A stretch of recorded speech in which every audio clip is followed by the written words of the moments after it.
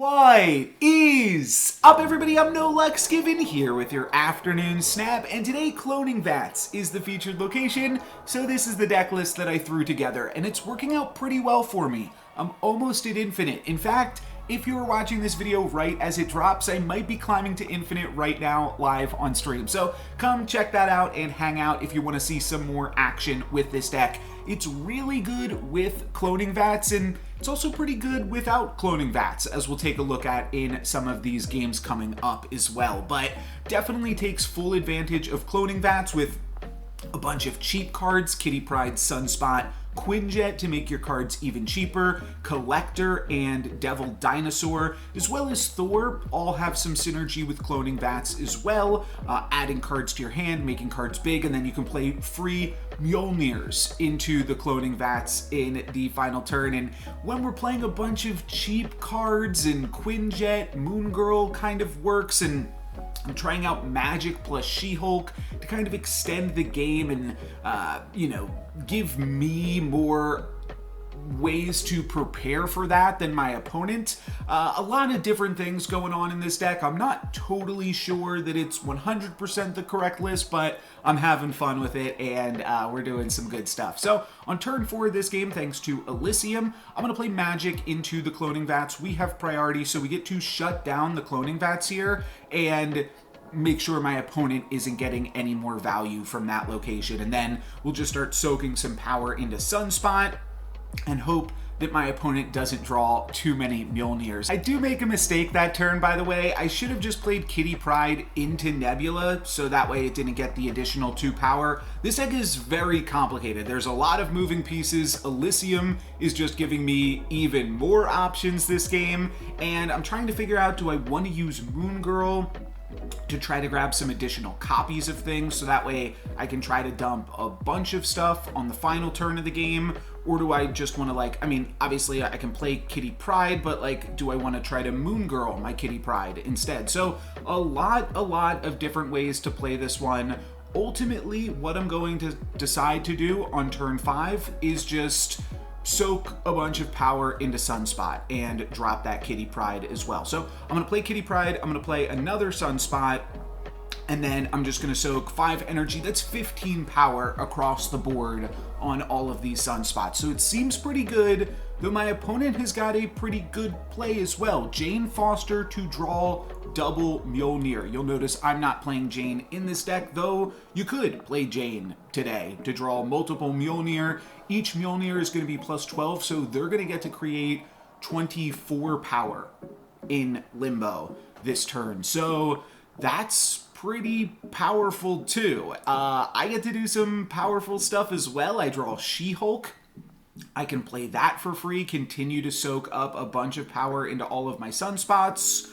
Or I could maybe, potentially, even go bigger with this. We have Moon Girl.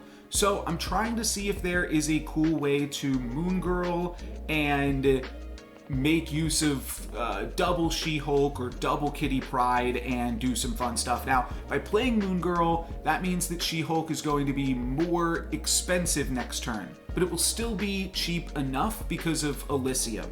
So I think we just have to dump a few cards out of our hand to get the second She-Hulk. That's also a little piece of the puzzle here. But as long as we get 2 other cards out of our hand, which I'm going to have be Quinjet and Armor, then I'll get double She-Hulk for the final turn. And I probably should have just played the Kitty Pryde here too, considering I won't have the space to replay both Kitty Prydes. But yeah, just a lot going on in this one. Definitely messy, and Wave is unfortunately going to make this one a little bit more messy. My opponent has a free Wasp for 4 power into Washington, D.C., which is pretty good. They're going to hit me with the double Mjolnir for 24 power in Limbo, and then Wave is really killer because now I can only play 1 card this turn. Now, I'm not out of it. I'm only down by 4 in Elysium. I'm down by 10 in Limbo, which is still possible to catch up in,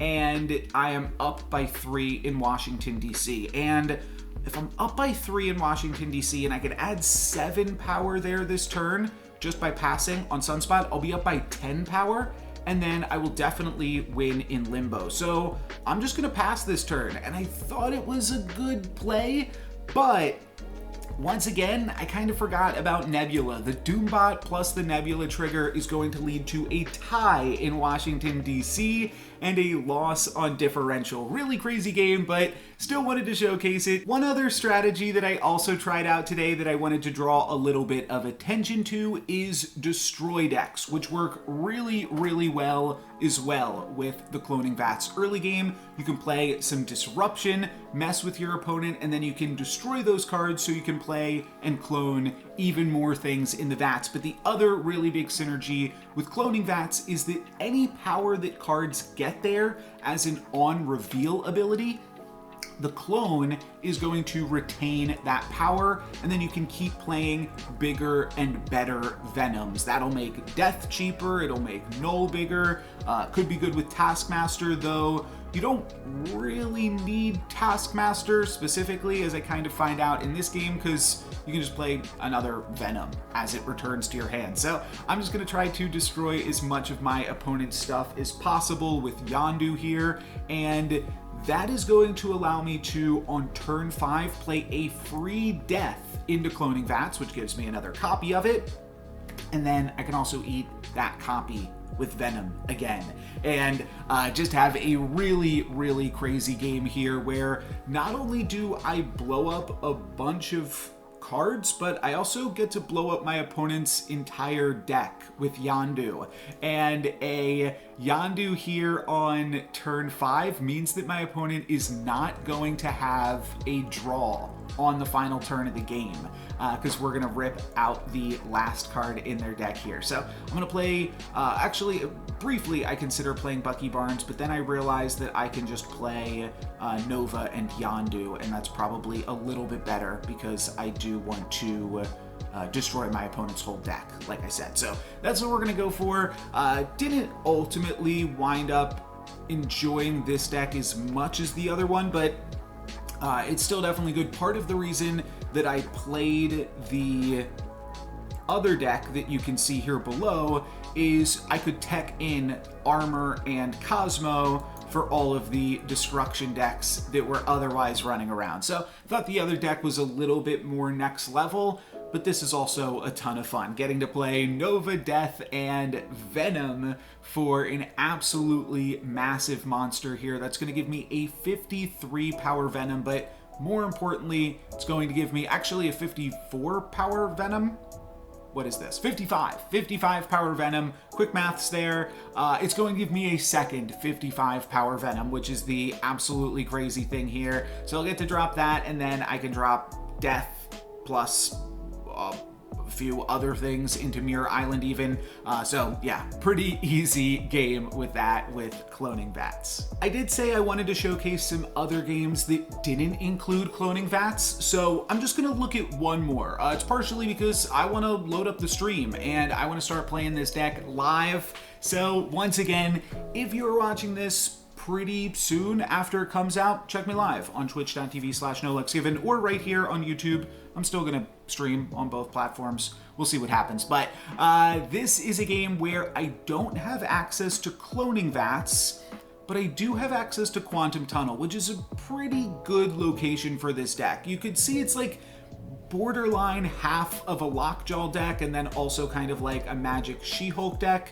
But I think Quantum Tunnel is a really good location for this one. I almost put Lockjaw in the deck, just didn't really find the room for it. But we're gonna throw Quinjet into the tunnel. That's gonna give me Moon Girl for additional copies of Thor, Devil Dinosaur, and She-Hulk, which honestly kind of feels like I just made my own Cloning Vats, but pretty sweet stuff. Now on turn 3 and turn 4, I get to drop Thors and hopefully find some Mjolnirs that I can then throw into the tunnel, which all seems super, super powerful. So yeah, I'm just gonna drop Thor here again in Lemuria, and then could drop Kitty Pryde or the Sunspot. I'm just gonna play Kitty Pryde. I don't know how likely we're going to be to pass with energies. The curve isn't perfect with this deck. Devil Dinosaur is good alongside Kitty Pryde on the final turns of the game, but She-Hulk is more of a combo with Sunspot, so it's a little bit tricky to make it all work, but I think it works fine enough. I think it's going to be enough to get me over that final hump to Infinite, and I'm having fun with it, so that's all I can say. My opponent plays a Dracula, a Kitty Pryde of their own, and we importantly get to play Mjolnir here. So a few different options for what we could do this turn if we want to play the Kitty Pryde or not. We could just decide to not play the Kitty Pryde, and then both of our She-Hulks would cost 1. But I think I also want to play Sunspot this turn, and if I do that, the She-Hulks will both cost 3, and then I can't play both She-Hulks and Kitty Pryde on the final turn of the game. So I think that there is a slightly better play, which is just soak 4 energy into Sunspot, Mjolnir into the Quantum Tunnel, obviously, and this will give me 16 power this turn, plus whatever Mjolnir fetches out of the Quantum Tunnel, and then next turn I'll be able to play 2 She-Hulks plus a Kitty Pryde, which is probably going to be enough. But what Mjolnir grabs for me here is pretty fantastic. We kind of did the same thing in the first game where we used magic to shut off cloning vats. In this one, we are going to have magic shut off the Quantum Tunnel as my opponent drops a bunch of swarms into that location. So, slightly longer game than even